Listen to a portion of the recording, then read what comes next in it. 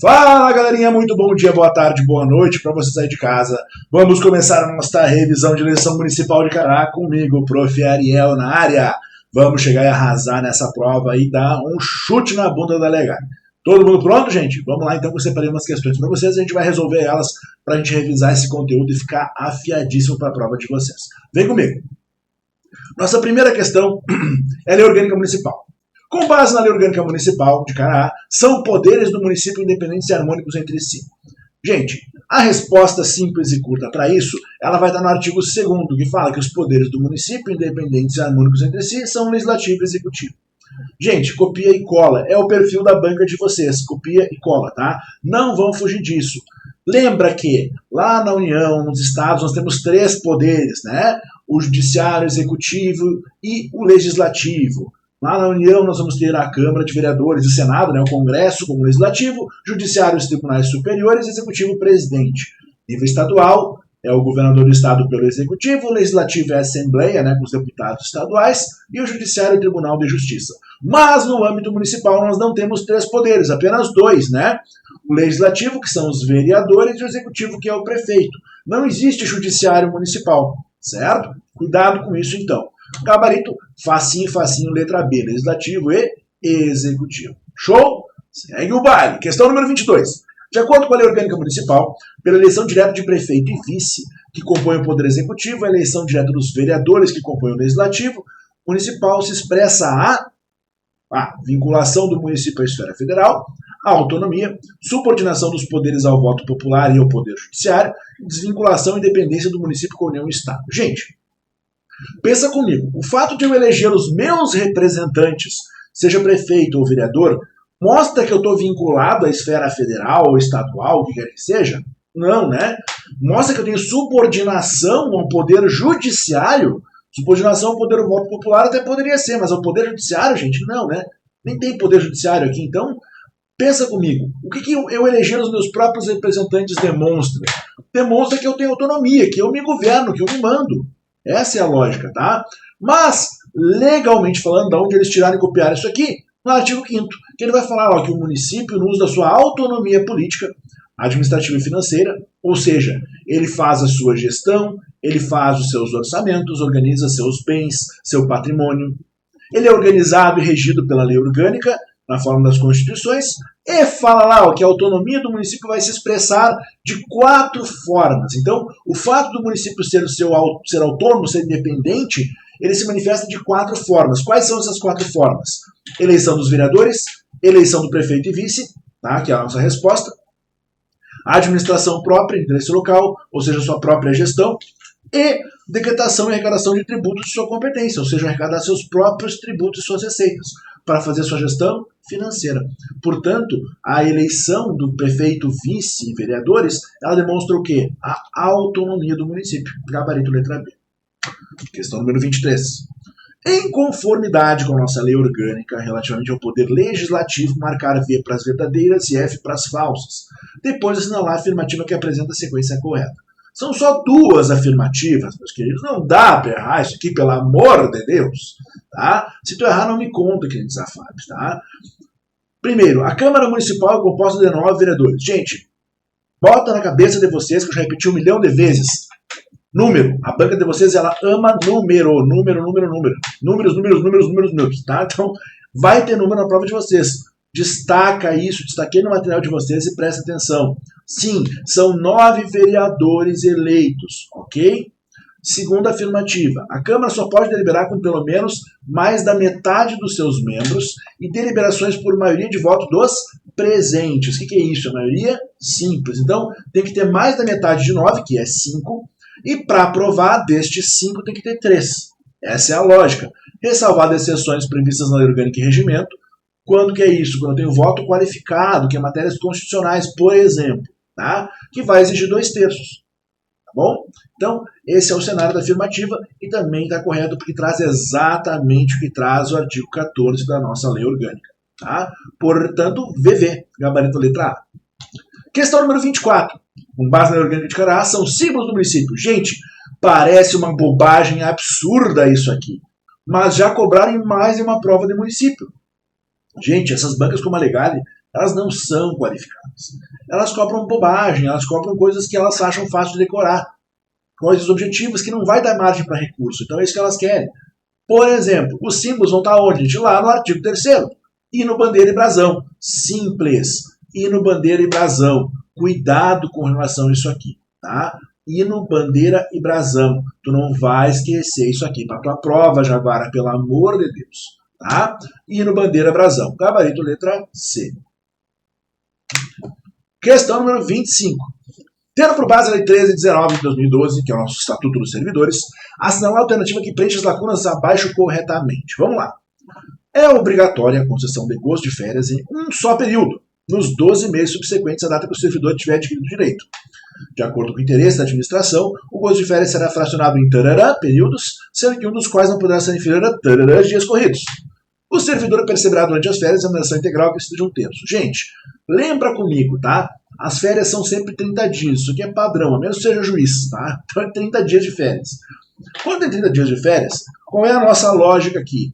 É gozar de forma integral. Então o padrão é gozar em um só período, certo? Isso é o normal. Tu tem 12 meses de trabalho, 12 meses de período para gozar dessas férias depois dos 12 de trabalho. Essa é a nossa lógica básica. Mas, cuidado aqui, porque o Estatuto traz uma exceção de fracionamento, assim como a CLT traz. Então, para os de vocês que trabalham em setor privada, cuida porque é diferente. A CLT teve uma alteração em 2017 que permitiu aumentar para 3 períodos de fracionamento. Alguns estatutos fazem isso também. O nosso não. O nosso permite o fracionamento em 2 períodos. E no mínimo 10 dias corridos, ou seja, 10, 20, 11, 19, 12, 18, 13, 17, 14, 16, 15 e 15. Essas opções. Tá? Tem que ter pelo menos um período de 10 dias e no máximo 2 períodos. E no interesse da administração, não é porque eu pedi que eles vão me dar.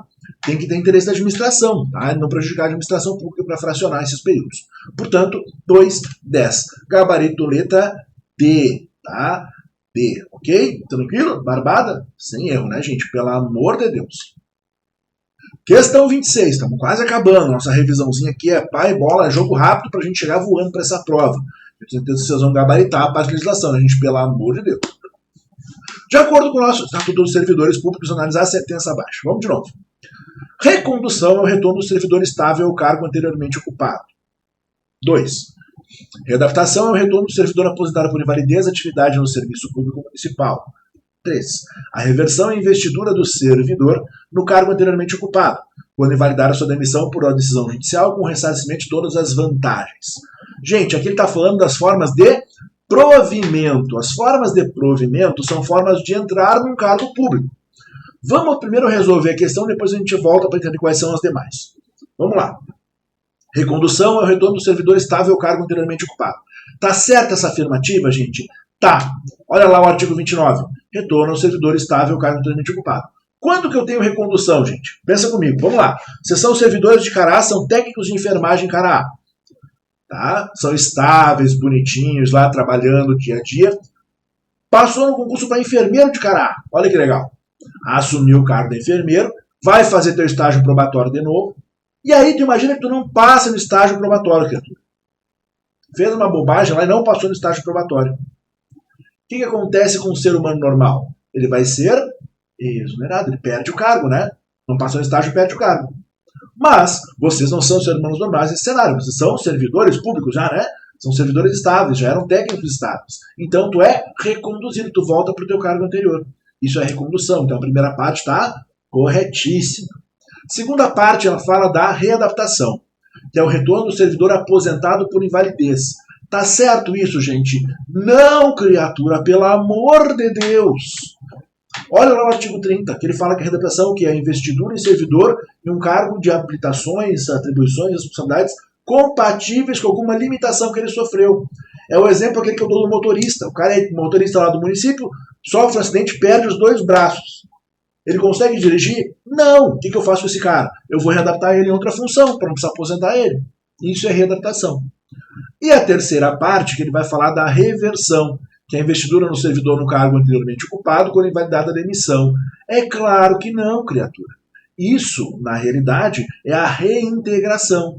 Reversão é justamente o que ele disse da readaptação aí, né? É o retorno do servidor aposentado por invalidez quando não está mais inválido. servidor se aposentou por invalidez, não está mais inválido, volta através da reversão. Tá? Isso está lá no artigo 32 do nosso estatuto. Portanto, a única correta é a primeira parte, que fala do artigo 29 da recondução. Gabarito letra A de Ariel, né? Pelo amor de Deus, gente, não vai errar isso aqui. Como eu disse para vocês, aqui são as formas de provimento. Nomeação, recondução, readaptação, reversão, reintegração e aproveitamento. Essas três a gente já viu, né? O que é a nomeação? Nomeação é a forma de provimento originária, né? É o que vocês querem. Passa no concurso, vão ser nomeados, para depois ter a posse e o exercício. Além disso, tem a reintegração, que quando tu sofre uma demissão irregular, que eles te reintegram através de uma ação judicial, e o aproveitamento, quando eles te chamam depois de estar em disponibilidade. Vai ter forma de provimento na tua prova e tu não vai errar isso aqui. Olha só que eu estou de olho. Questão 27. De acordo com o nosso Estatuto dos Servidores, na aplicação de penalidades são considerados a natureza e gravidade da infração cometida. Os danos que dela provêm do serviço público, circunstâncias agravantes, atenuantes e antecedentes. A demissão está prevista para alguns casos especificamente declinados. São casos em que será aplicada a pena de demissão, entre outros. Espera aí. Deixa eu fazer uma coisa aqui.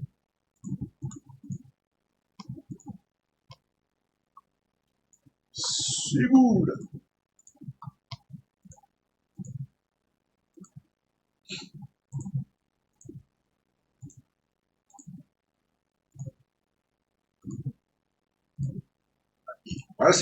Olha lá. As três que nós temos ali, ó. Crime contra a administração pública, improbidade, incontinência pública e conduta escandalosa. Gente, as três são passíveis de demissão. Olha lá o artigo 149. Será aplicada a pena de demissão nos casos de 1. Crime contra a administração, 5. Improbidade administrativa e 6. Incontinência pública e conduta escandalosa. Gente, aqui não tem mistério. Eu falei para vocês em aula. Proibições, deveres e as situações de demissão tem que estar na ponta da língua. Tá? Aqui o nosso gabarito é letra D, todos os itens. Tá? E o artigo 49 traz todas as formas de demissão, que tu não vai esquecer. Vai estar na ponta da tua língua para essa prova. Tá bom? Crime contra a administração pública, abandono de cargo, indisciplina e subordinação, inacessibilidade e impontualidade, improbidade, incontinência pública, ofensa física, aplicação irregular de dinheiro público, revelação de segredo, lesão aos cofres públicos, corrupção, acumulação de cargos, percepção de proventos de aposentadoria, tá? Com remuneração de cargos e transgressão das proibições lá dos incisos 10 até o 17. O que é importante lembrar aqui, gente? Eu quero destacar para vocês, para a prova de vocês também. O abandono de cargo, ele vai se configurar quando faltar por mais de 30 dias consecutivos. Não te esquece isso aqui, tá bom, meus queridos? E a nossa última questão da nossa revisãozinha de hoje, com base na Lei 1319, nosso Estatuto dos Servidores, assinala a alternativa que preenche as lacunas corretamente. Vamos lá. Tratando-se de serviço noturno, tem-se que será prestado no período compreendido entre tarará horas de um dia e tarará horas de um dia seguinte, sendo que o mesmo terá remuneração superior com acréscimo de 20% do vencimento do cargo. Gente, primeira coisa do adicional noturno, tá? 20%, não te esquece. Quem trabalha CLT, em alguns hospitais, eu sei que vocês têm adicionais maiores que isso, mas o estatuto é 20%, então não vai te complicar pensando na tua vida prática e te perder nessa prova, tá? Qual é o horário noturno, gente? Esse aqui é padrão. Isso aqui é igual para a CLT e para todos os outros estatutos, praticamente, tá? Olha lá onde é que nós temos o artigo 81. Serviço noturno é entre 22 horas de um dia e 5 horas do dia seguinte, certo? Nos horários mistos é proporcional. Cuidado com isso, tá? Aqui não tem a questão da prorrogação que tem na CLT. Lá na CLT, normalmente a gente tem aqueles trabalhos lá que vão das 7 às 7, né? 7 da noite às 7 da manhã. Lá na CLT, essas 2 horas depois das 5 até as 7 da manhã, elas também se englobam como adicional noturno. Cuidado. Aqui não. Aqui bateu 5 horas, encerra, não tem prorrogação, tá? Então, muito cuidado. Então, o nosso gabarito aqui é letra C, tá? Entre 22 horas e 5 horas da manhã, tá bom? C de chibata, que é o que tu vai tomar nesse terraço aqui, pelo amor de Deus, tá bom, gente? Muito obrigado, então. Tenho certeza que vocês vão arrasar, espero ter ajudado. Qualquer coisa, gente, eu vou estar à disposição de vocês sempre para ajudar. Meu Instagram, para quem não me adicionou lá ainda, ProfArielZ, pode me chamar lá que eu vou estar à disposição para ajudar vocês. Tá bom, meus queridos? Um grande beijo no coração e arrasem nessa prova. Tô com vocês. Tchau, tchau.